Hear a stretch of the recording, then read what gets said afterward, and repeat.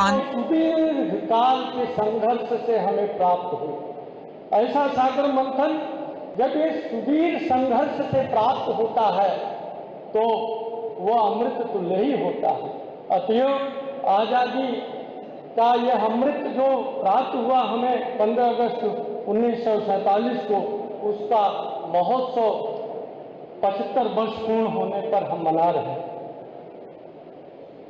आज़ादी का अमृत महोत्सव का अर्थ है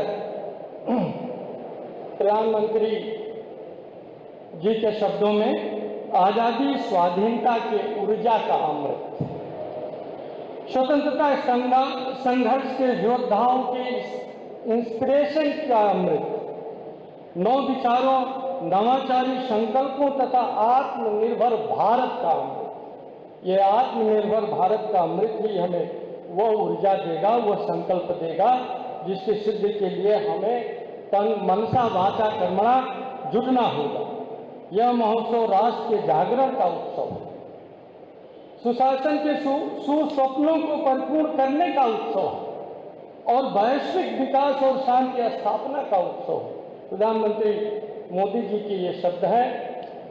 मित्रों, बंधु भगिनी, अंग्रेज जब भारत भूमि से गए तो तत्कालीन ब्रिटिश प्रधानमंत्री चर्चिल ने ब्रिटिश संसद में कहा, भारत बिखर जाएगा। आप देख रहे होंगे इन 75 वर्षों में भारत निखर गया है, बिखरा नहीं, निखर गया। लौह पुरुष की अदम्य राष्ट्र प्रेम की भावना, उनकी दृढ़ता ने भारत को एकीकृत किया।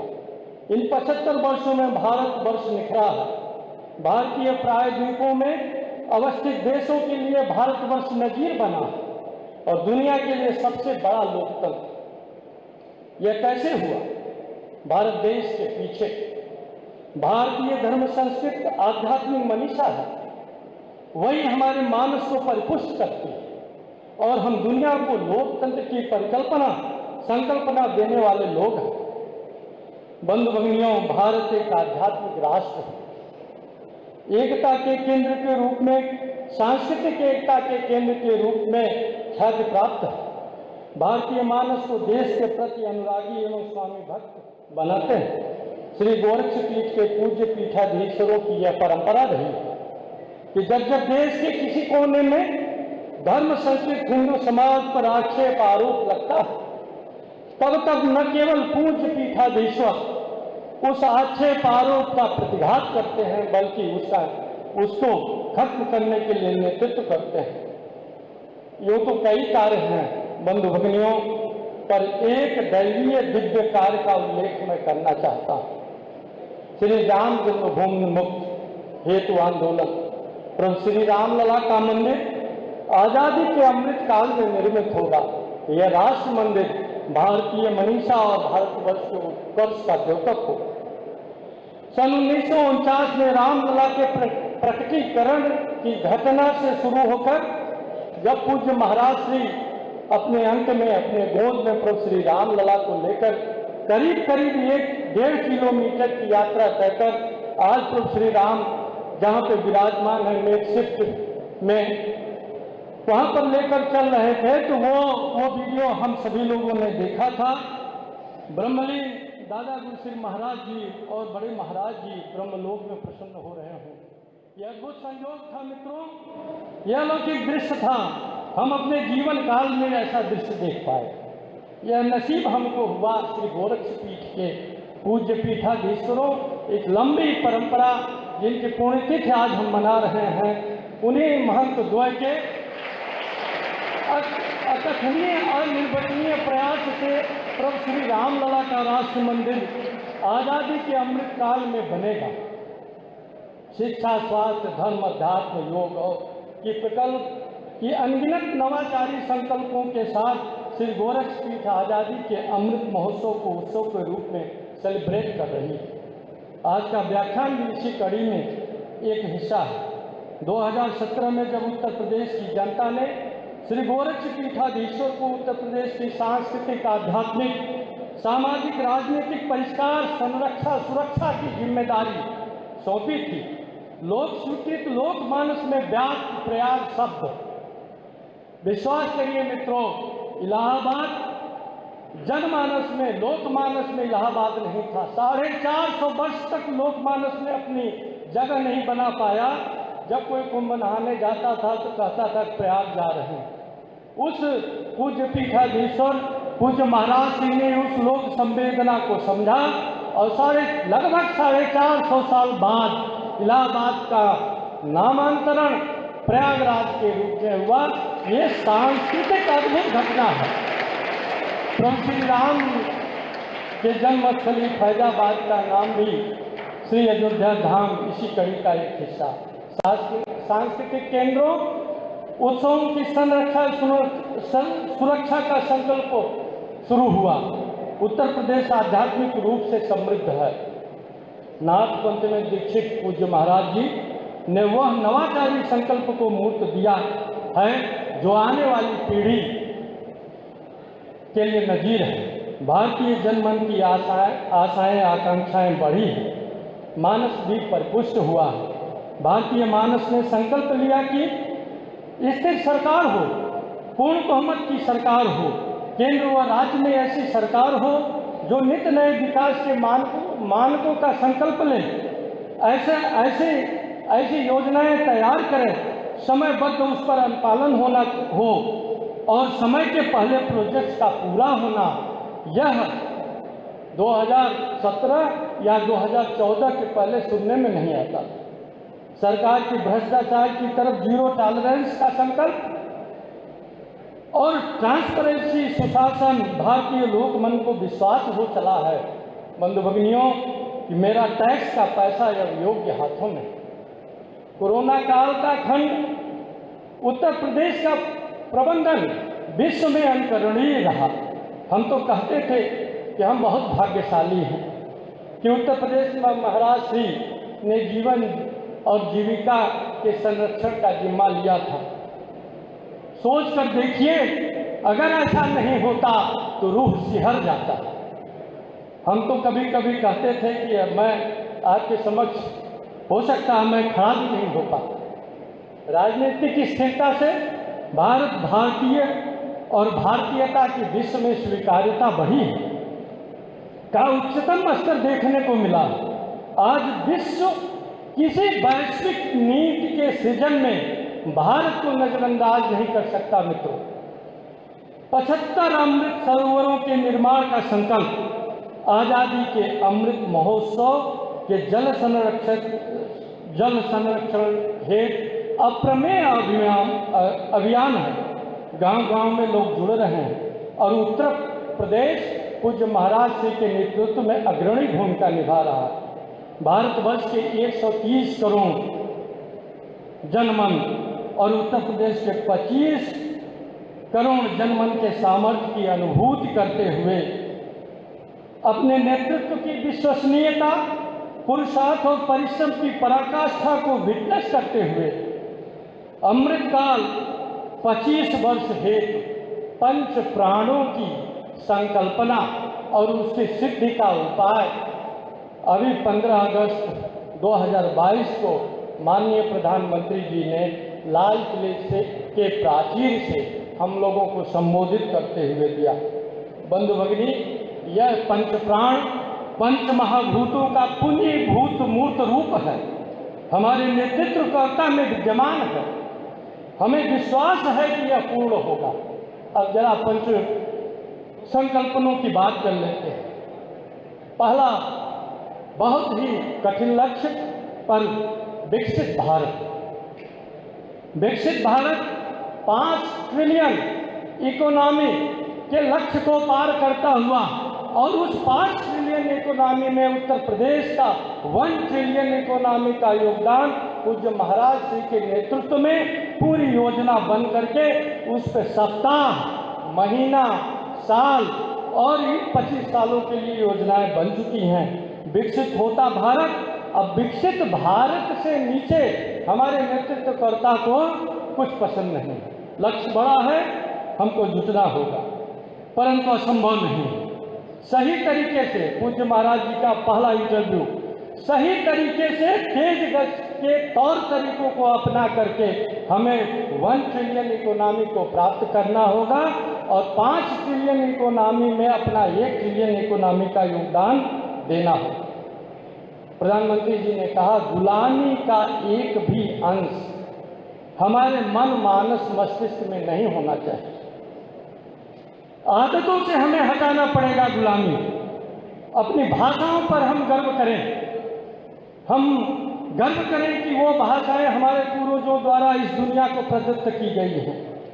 कौशल विकास डिजिटल इंडिया में हमारे नौजवान स्टार्टअप में करके दिखाया है कि हम दुनिया का नेतृत्व कर सकते हैं। विरासत का गौरव गान पूज्य महाराज श्री से के हर कथन, हर कार्य, हर उस सुकृत्य में यह विरासत का गौरव गान हमेशा प्रातः स्मरणीय होता है, देखा जाता है। हम समय अनुकूल परिवर्तन करें अपने उस परंपरा को, नित्य नूतन नवीन विचारों के आग्राही बने, क्योंकि हम ऐसे मनीषा के वंशज हैं जो कहते हैं वयम अमृतस्य पुत्रा और आनो भद्रा क्रतो यंत्र विश्वतर। जो शुभ विचार हो हमारे तक पहुँचे। हम बोतल बंद मानसिकता के आग्रही नहीं हैं, हम ऐसे आग्रही हैं कि सारे विचार जो समय अनुकूल हों वो हमारे पास आए। विरासत भारतीय ऋषियों महर्षियों के आविष्कारों में दुनिया की समस्याओं का समाधान नहीं। योग आयुर्वेद एक उदाहरण, फैमिली वैल्यूज कई ऐसे अन्य उदाहरण हैं जो हमको प्राप्त हो सकते हैं। महायोगी गुरु श्री गोरक्षनाथ एवं उनके शिष्यों द्वारा विकसित काया शोधन की प्रक्रिया कोरोना काल में अपनी रोग प्रतिरोधक क्षमता बढ़ाने में पूरे विश्व का हर कोना यूज किया है, प्रयुक्त किया है। प्रैक्टिसिंग योग जो महायोगी गुरु श्री गोरक्षनाथ द्वारा विकसित आज पूरी दुनिया प्रैक्टिस में ला रही है। संत ज्ञानेश्वर द्वारा रचित विश्व गीत का स्पेनिश भाषा में अनुवाद संयुक्त राष्ट्र महासभा के मुख्य कक्ष पर उत्कीर्ण है। नाथ योग और नाथ योगियों की रचनाएं विश्व यूनाइटेड नेशन ऑर्गेनाइजेशन संयुक्त राष्ट्र संगठन तक पहुंच चुका है। अब बस इस अमृत काल में मेरी व्यक्तिगत मंशा है, महायोगी गुरु श्री गोरक्षनाथ से मेरी व्यक्तिगत प्रार्थना है कि पूज्य श्री गोरक्षपीठाधीश्वर का राजनीतिक उद्बोधन उस विश्व मंच के महासभा से एक बार हो तो हम लोग अपने जीवन काल में यह देख सकें। चौथा पंचप्राण था एकता और एकजुटता। लाल किले की प्राचीर से ये पंच प्राण प्रधानमंत्री जी ने हम लोगों के लिए दिया। डाइवर्सिटी हमारी शान होनी चाहिए। पंथ परंपराएं, बोली, भाषा के प्रति हम अनुराग रखें। इंडिया फर्स्ट की सोच हमारे जेहन में हो, तभी तो एक भारत श्रेष्ठ भारत की संकल्पना को सिद्धि में हम बदल सकते हैं। नागरिकों का कर्तव्य, अनुशासित जीवन एवं कर्तव्य के प्रति समर्पण हमें उत्कृष्टता प्रदान करेगा। बंधु भगिनियों, इच्छित लक्ष्य के प्रति प्रसन्नचित्त होकर परिश्रम की पराकाष्ठा को अपने आप को खपाते हुए, समर्पित करते हुए समय से पहले सिद्धि प्राप्त इन पंच प्राणों को प्रण से सिद्धि में हम लग जाएं। सभी की ये जिम्मेदारी है, केवल सरकारों की जिम्मेदारी नहीं है, सभी की ये जिम्मेदारी है कि इन पंच प्राणों में अपने समय को लगावें। अंत में युग पुरुष ब्रह्मलीन महान दिव्यनाथ जी महाराज एवं राष्ट्र संत ब्रह्मलीन अवैध जी महाराज के श्री चरणों में मानस को पुष्पांजलि समर्पित करते हुए आपसे विदा लेना चाहता हूँ। जय भारत, जय श्री गुरु गोविंद जी।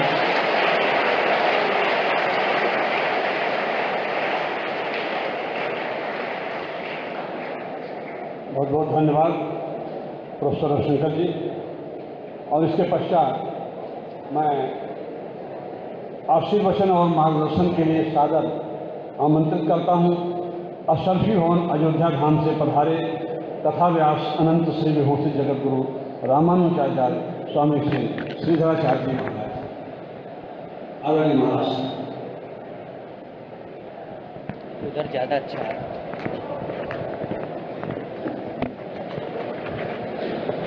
भारत माता की, भारत माता की, आज़ादी अमृत महामहोत्सव की, श्री गोरक्ष पीठ की। हम सबका ये परम सौभाग्य है, गोरक्ष पीठाधीश्वर ब्रह्मलीन महापुरुषद्वय के पावन स्मृति में आज इतना सुंदर विषय है आज़ादी अमृत महामहोत्सव का, जिस पर मंचस्थ हमारे गोरक्ष पीठाधीश्वर उत्तर प्रदेश के यशस्वी मुख्यमंत्री और भारतीय संस्कृति के अनुयायियों के लिए एक प्रेरणा स्रोत पूज्य महाराजश्री एवं मंचस्थ विराजमान पूज्य संत, विशिष्ट महानुभावों, प्यारे बच्चों, विशिष्ट सुबुद्ध जन, वास्तव में आज़ादी अमृत महामहोत्सव जो हम लोग मना रहे हैं, संपूर्ण भारत देश में मनाया जा रहा है। किस चीज़ से आज़ादी हम सबको प्राप्त हुई, किस रूप में हम आज आज़ाद हुए और कितने आगे बढ़े, ये सोचनीय विषय है। एक समय वही था जो आज से 75 वर्ष पहले कितने कितने वर्षों तक हमारे भारत देश को लोगों ने पराधीन किया। हम पराधीन क्यों हुए? हमारा देश पराधीन क्यों हुआ? हमारे में शक्ति सामर्थ्य की कमी नहीं थी। आपस में आक्रांताओं ने हम लोगों को आपस में विभाजित किया, जाति पाति धर्म में विभाजित किया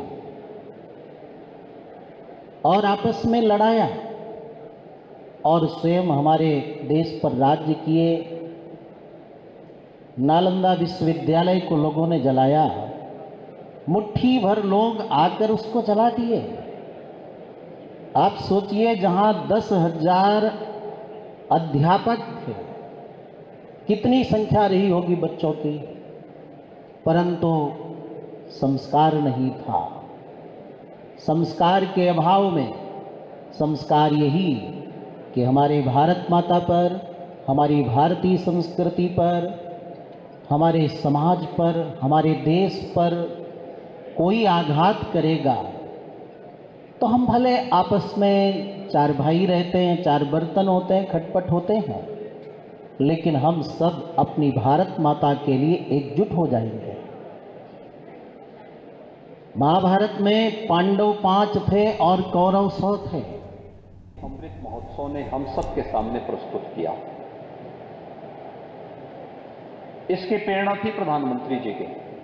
आदरणीय प्रधानमंत्री जी ने जो रूपरेखा पूरे देश के सामने रखी कि आखिर आयोजन केवल सरकारी आयोजन न बने।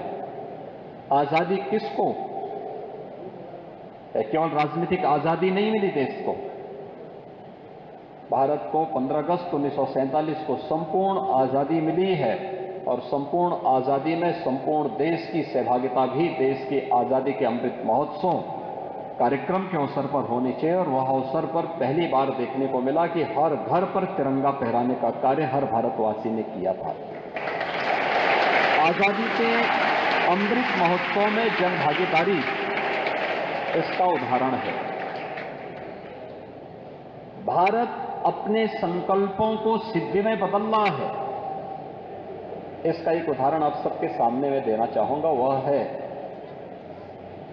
अभी आपने देखा होगा कि भारत ब्रिटेन को पछाड़ करके दुनिया की 5वीं अर्थव्यवस्था बना है। यानी जिस ब्रिटेन ने भारत पर लगभग 200 वर्षों तक शासन किया, आज भारत की अर्थव्यवस्था उस ब्रिटेन से बड़ी हो गई है। यह भारत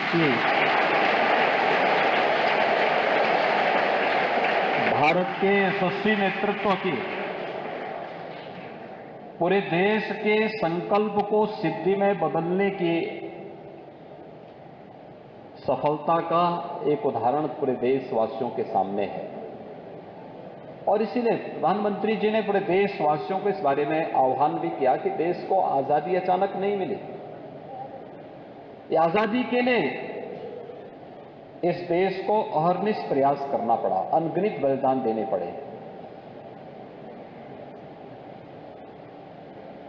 अलग अलग क्षेत्रों में कार्यक्रम हुए। संभवतः भारत दुनिया के उन चंद देशों में से एक है जिसने भले ही किन्हीं कारणों से उसे पराजय प्राप्त हुई हो, लेकिन उसने कभी पराजय को स्वीकार नहीं किया। वो निरंतर उसके खिलाफ लड़ता रहा। ये लड़ाई चाहे वह पृथ्वीराज चौहान की लड़ाई रही हो, चाहे वह महाराणा प्रताप की मुगलों के खिलाफ लड़ाई रही हो, वह लड़ाई चाहे वह छत्रपति शिवाजी महाराज और गुरु गोविंद सिंह जी की रही हो, लगातार देश की आजादी के लिए लड़ते रहे कि और अपने राज्य रजवाड़े की सुरक्षा के लिए नहीं, भारत के स्वाभिमान और सम्मान को बचाने के लिए लड़ते रहे।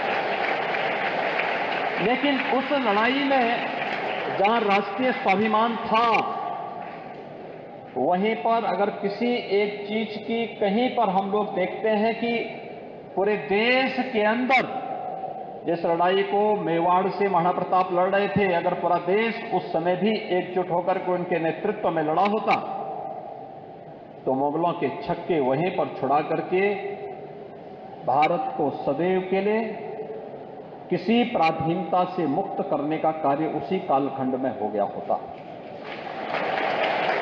जिस लड़ाई को छत्रपति शिवाजी महाराज लगातार लड़ते रहे, अगर उनके नेतृत्व में पूरा देश एकजुट होकर के इस लड़ाई को लड़ा होता तो आने वाले समय में इस देश में आसन्न गुलामी के संकट नहीं देखने को मिलते। जिस लड़ाई को गुरु गोविंद सिंह जी महाराज लड़ रहे थे, पूरा देश एकजुट होकर के उनके साथ उस समय लड़ा होता तो संभवतः देश के सामने फिर यह पराधीनता नहीं देखने को मिलती। लेकिन पूरा देश एकजुट होकर के लड़ा था